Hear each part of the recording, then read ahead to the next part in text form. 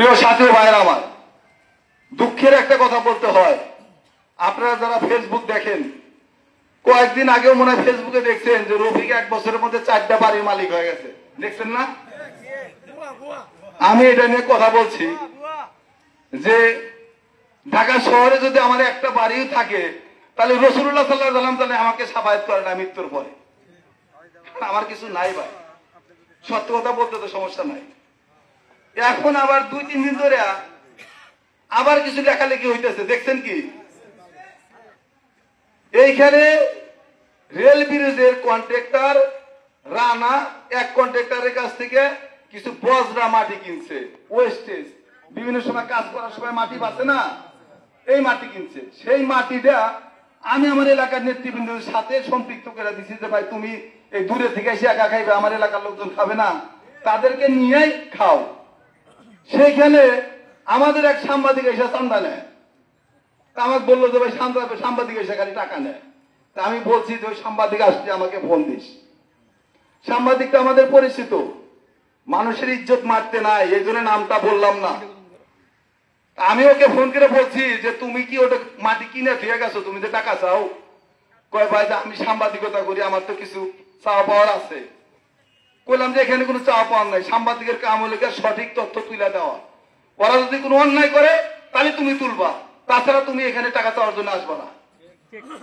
এই হারামখোর যা সেরে দুনিয়ার সাংবাদিক করে দিয়ে লেখাইছে যে রফিক রেলের মাটি বেচা খাইতেছে। রেলের কোন মাটি আছে? আর এটা কি দিনের বেলা বেচা খাওয়া দেবো? আর একটা ঘটনা, এর সাথে সাথে আর একটা ঘটনা, আপনারা জানেন তাপ বিদ্যুৎ থেকে তার চুরি হয়। আমাদের পাশের গ্রামে কিছু কিছু খারাপ পোলাপান আছে, তারা এই কাজগুলা করে। এই তার চুরি করছে 16 কেজি তার চুরি কইরা ওই শিল্প পার্ক দিয়ে নিয়ে যেতে নিচ্ছে। শিল্প পার্কের সিকিউরিটি গার্ড ওই তার আবার ধরছে। আমার ওই যে পলাশ আছে, আমার এক ভাতিজা তাপ বিদ্যুতে চাকরি করে, ও আবার শুনছে যে তার ধরা পড়ছে। ও দেখছে তার তো তাহলে আমার করে, ও পারভেজ নিয়ে ওই তার ডাক উদ্ধার করার জন্য গেছে। এখন ওরা মনে করছে এরা মানে ছিনতাই করবার আইছে, এরা জোরাজোরি করছে, ওরা জোর করে তার নিয়ে এসে তাপ বিদ্যুতে তারগুলা বুঝাই দিছে। এরা করছে কি, ওদের নাম সহ চোর সহ 11 জনের নামে মামলা করছে। এখন মামলা করে সেরা মামলা করে তাও লেখে কি জানে, রফিকের ভাতিজা। আচ্ছা, মামলা করার পরে ফেসবুকে লেখছে 1 কোটি টাকার চা চুরি করে নিয়ে গেছে রফিকের ভাতিজা, ছবি দিয়ে দিছে আমার।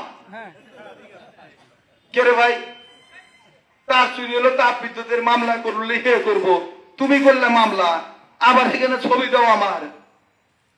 যাই হোক, ওরা যখন বুঝতে পারছে যে কে রে পলাশটা চাকরি করে, তাহলে তো তার জায়গা মতোই গেছে, তারা বুঝে শুনে আজকে আবার সেই মামলা তুলে দিছে। আজকে কেউ বলতে পারবে 10 টাকার রফিককে কেউ দিচ্ছে? যদি কেউ এটা বলতে পারে, জুতার মারা গলায় দিয়ে রাজনীতি ছেড়ে সদরবাদ থেকে চলে যাবো। কেন রে ভাই, আমার এই ইজ্জত মারার কারণটা কি? তোমাদের কি অপরাধটা আমি করছি? অপরাধ টুকু সাহেবের আশীর্বাদ দিয়ে রাজনীতি করে এলো অপরাধ। আজকে যারা এন্ট্রি বানা করে তারা তো সুযোগ পায় না, যেখানে রফিক তো কাজ কাম করে, রফিক সব ইউনিয়নে কাজ কাম করতেছে, তার তো কোনো বদনাম নাই, কিভাবে ছোট করা যায়, যার জন্য এই কাজগুলা করতেছে।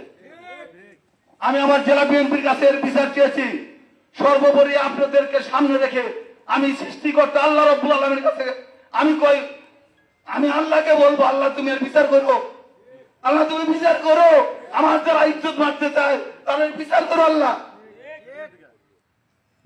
17 বছর কষ্ট করছি এই রাজনীতি করতে, চাই ঘরে কোনোদিন শুনতে পারি নাই, স্ত্রী সন্তান কি জিনিস জানি না,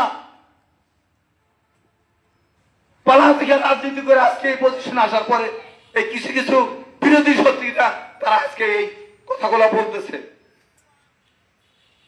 যাই হোক ভাই, আমার মনটা এই জন্যই খারাপ। তারপরে আমাদের প্রোগ্রাম থেকে আমি আসছি, আপনাদেরকে বিনয়ের সাথে অনুরোধ করব, সামনে নির্বাচন, এই নির্বাচনে অনেক মানুষ এসে সুন্দর সুন্দর কথা বলবে, বেশ দোষকের যে কথাগুলো আসতেছে সে ব্যাপারে আপনাদেরকে একটা পরিষ্কার কথা বলি, ভাত মাংস যেমন সবাই খান, আগুনে হাত দিলে হাত পুড়ে যাবে সবাই জানেন, নামাজ রোজা হজ জাকাত না করলে জাহান্নামে যেতে হবে সবাই জানেন।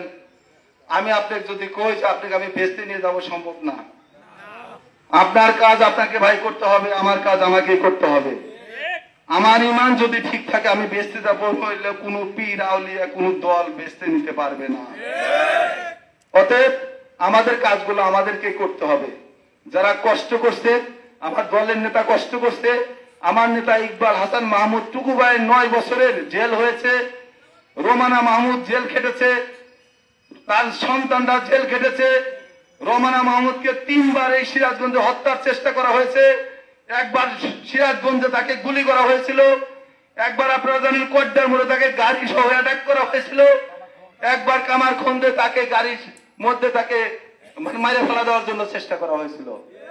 কিন্তু ইকবাল হাসান মাহমুদ টুকু ভাইয়ের সহধর্মণী আমাদের জেলার সভাপতি রোমানা মাহমুদ আপনাকে আমাকে ছেড়ে যায় নাই, তারা এখনো রাজনীতি মাঠেই আছে। সে এখন আমাদের এই দুর্দিনে, এই দুঃসময়ে সে ঢাকা থেকে এসে আমাদেরকে নিয়ে প্রোগ্রাম করেছে। এই দুঃসময়ে আমরা তার সাথে ছিলাম, সে আমাদের সাথে ছিল। তার অনুপ্রেরণায় আমরা দলের সকল নেতা কর্মী ঐক্যবদ্ধভাবে কাজ করেছি। তাকেও আমরা দোয়া করি, আল্লাহ যেন তাকে বেস্ট নসিব করে। সেই দলের সভাপতির জন্য আপনারা দোয়া করবেন। আমরা পরিশেষে আপনাদের সবাইকে ধানের শীষে ভোট দেওয়ার উদ্যোক্ত আহ্বান জানিয়ে আমি আমার বক্তব্য শেষ করছি। খোদা হাফেজ।